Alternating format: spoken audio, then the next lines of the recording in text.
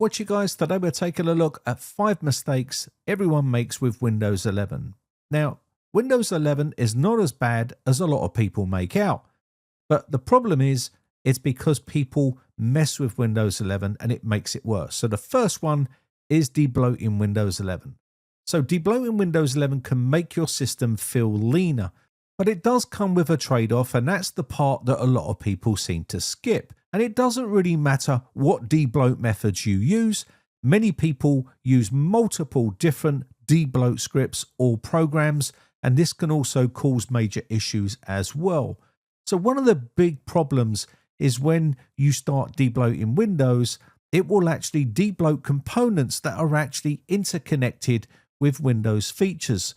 So removing them can cause unexpected problems, like breaking Windows features. Some apps seem unnecessary to you, but these are dependencies for other features. Removing them may cause search functionalities to not work correctly, widgets or notifications that stop working, Xbox related features. These can stop working correctly if you remove certain key components from Windows.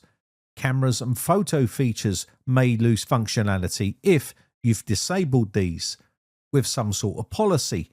Even printing and scanning issues can be a big problem because it may have disabled all of the services and components that are needed to run a printer or scanner on that PC. Windows updates problems. Aggressive debloating scripts can sometimes disable update services, remove components required for feature updates from Windows, cause updates to fail or require a Windows reinstall. There's also security reductions. Some scripts will disable features to improve performance, such as Smart Screen, Windows Defender features, memory integrity, core isolation, user account control. It will normally disable all these, and these leave you vulnerable. And these changes can make your PC less secure.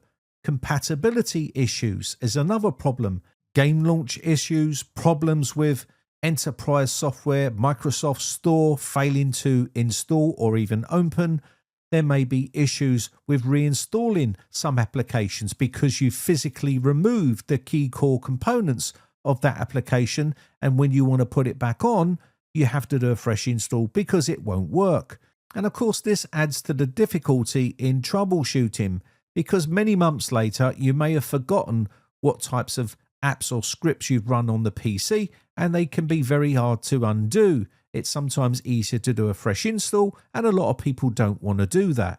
The majority of the people that run these scripts have no clue of what they're doing or what the consequences can be by removing some of these key core components from the system. You'll get no support, no warranty, no nothing. You're basically running this at your own risk, and that's something that a lot of people don't understand. Now, just to be clear, I know a lot of people always get confused, but my channel is an educational channel. I make content every single day to show you how to do things. And if you've watched my channel for any length of time, you know I've covered a variety of different topics, including debloating. But that doesn't necessarily mean I'm telling you to debloat your PC. I would normally put a warning sign up, something like this. And you'll notice the information provided in this video would be for educational and entertainment purposes only. Any actions that you take based on this video are strictly at your own risk and decision. I'm not responsible for any loss of your data.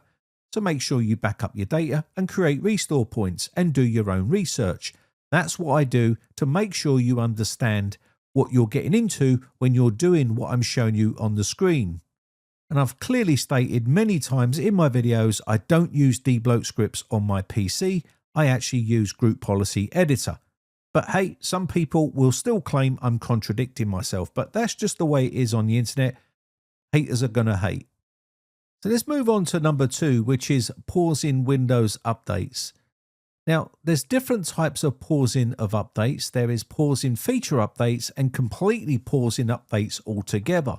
So pausing updates in Windows 11 is generally safe for a short period, but there is a trade-off.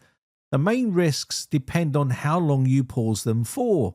Security risks are a big one. So the biggest downside is that you'll miss security patches that fix newly discovered vulnerabilities in Windows. Your PC remains exposed to known security flaws until updates are installed. Now, if a serious vulnerability is being actively exploited in the wild, delaying updates increases the risk of malware or hacking to your system.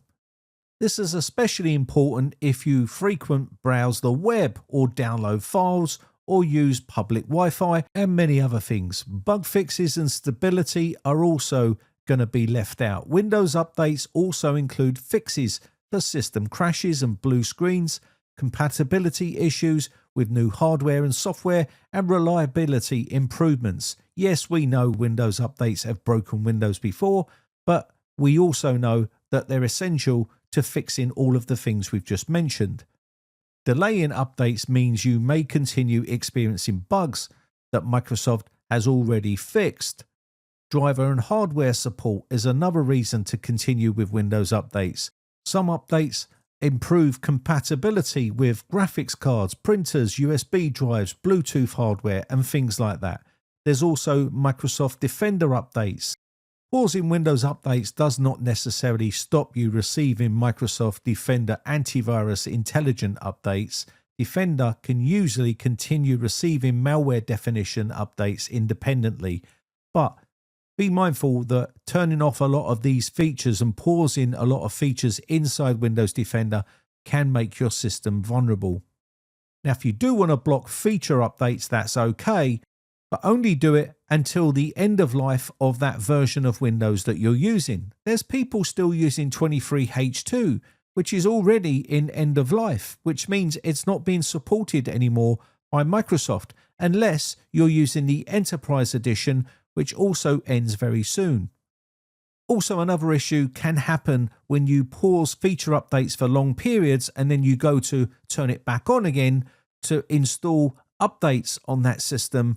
Because it's so far behind, this can cause major problems going from, say, 23H2 to 26H2. You may have install errors of Windows updates because you've left it too long.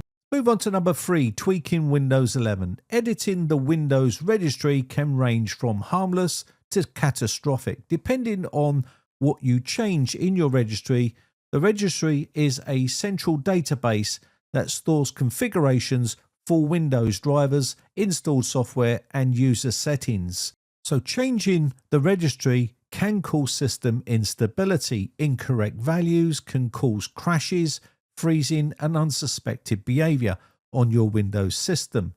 Also, programs can stop working, applications may fail to launch or behave incorrectly, and this is because you've made changes to the registry, and this can be hard to troubleshoot. Windows won't boot. Changing critical system keys can prevent Windows from starting.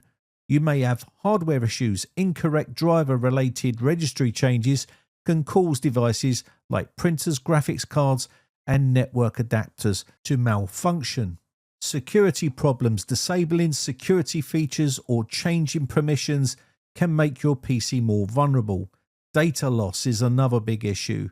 Now, changing the registry doesn't actually delete your data, but where it does affect you is it can make the system unstable, make Windows unstable, and make it hard to boot into Windows. And it can also cause application instability and things like that. And you may need to reverse what you've done.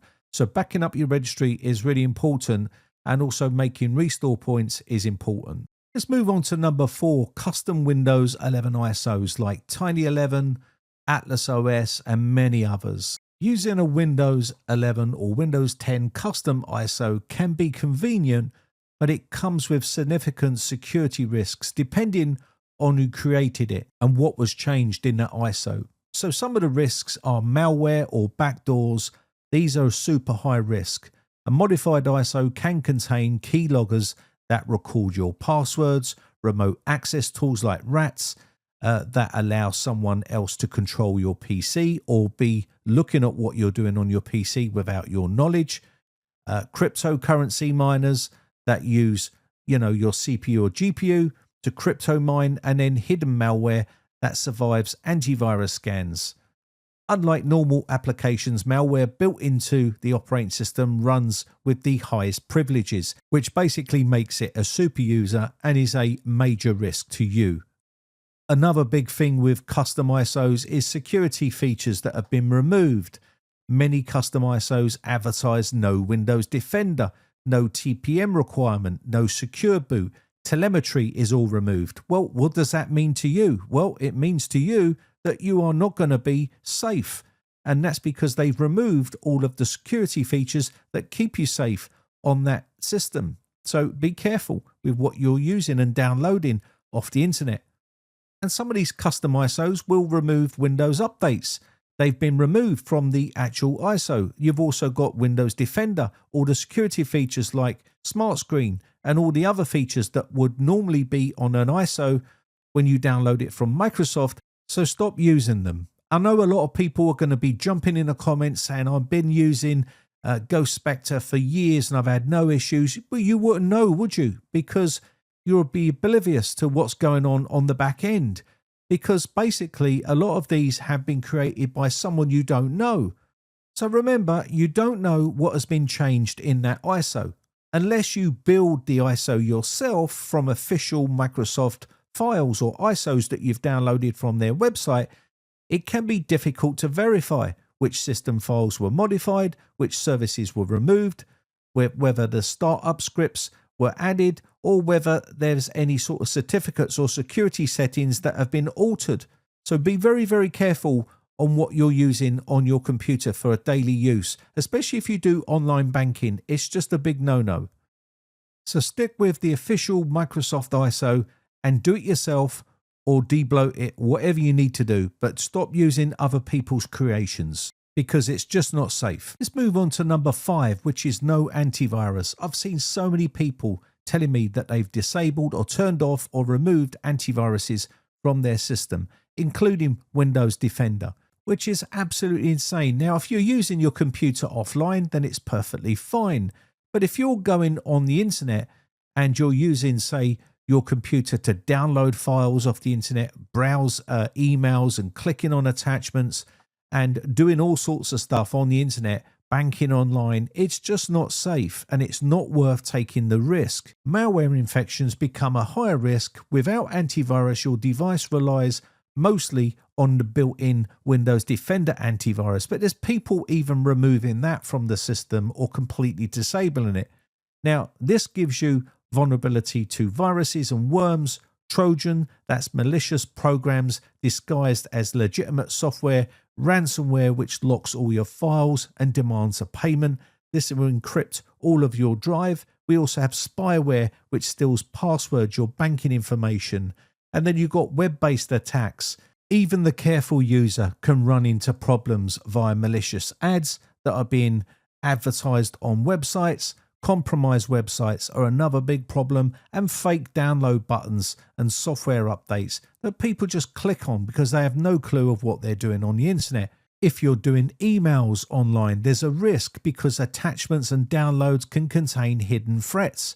Without scanning them, malicious files are often more likely to be opened accidentally, and also slower detection of silent threats. Like some malware runs quietly in the background, like keyloggers, crypto miners and things like that. Antivirus software can sometimes detect unusual behavior on your system, and without that there, you're not going to know.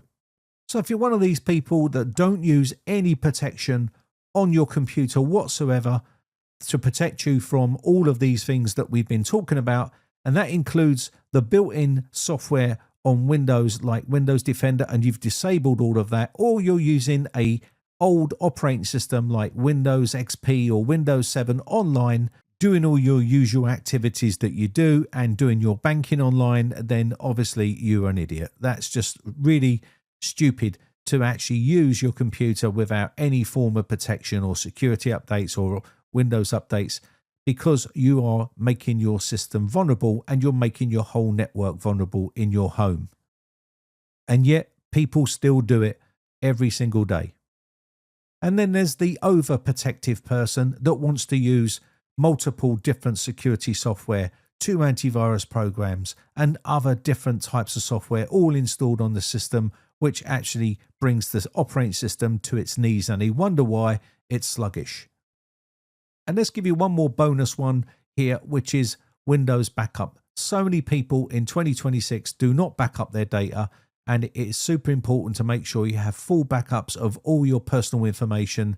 And obviously you can even clone your drive if you need to. And there's plenty of free software out there that you can use that will make a backup of all your data. You can even use the built-in Windows one if you have to, but you should have regular backups of all your data. That way, if something happens to your system, maybe you get hit with ransomware, or maybe you have some sort of issue with your system, at least you have full backups of all your data.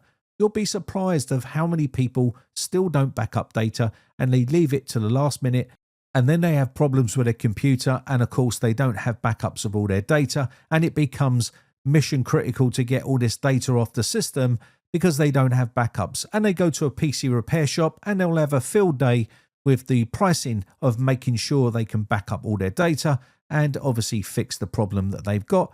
And all of this could have been avoided if they had all backups of their data. They can do a simple reset this PC themselves and save themselves an absolute fortune. But people still don't do it. It's amazing. But hopefully this video will bring some sort of awareness to people in 2026 and make you realize how vulnerable you are if you're doing all of the stuff we've talked about in this video. Now, of course, if you don't do any of this stuff, then kudos to you. You're doing the right thing, and you should be doing the right thing. Now, there's plenty of ways of making Windows 11 better without taking all the risks. And we've covered that in many, many videos before. But if you want to see any other videos like this, then let me know in the comment section down below, and I'll make those videos for you. I could probably do another 5 things that people make mistakes on Windows 11, and I might even do that video for you. Anyway, but that said, my name has been Brian from briteccomputers.co.uk. If you haven't subscribed yet, hit that subscribe button. Also, a big shout out to all my YouTube members. I really do appreciate the support, and I shall catch you in the very next video, or I'll see you on the Discord server for a chat. Bye for now.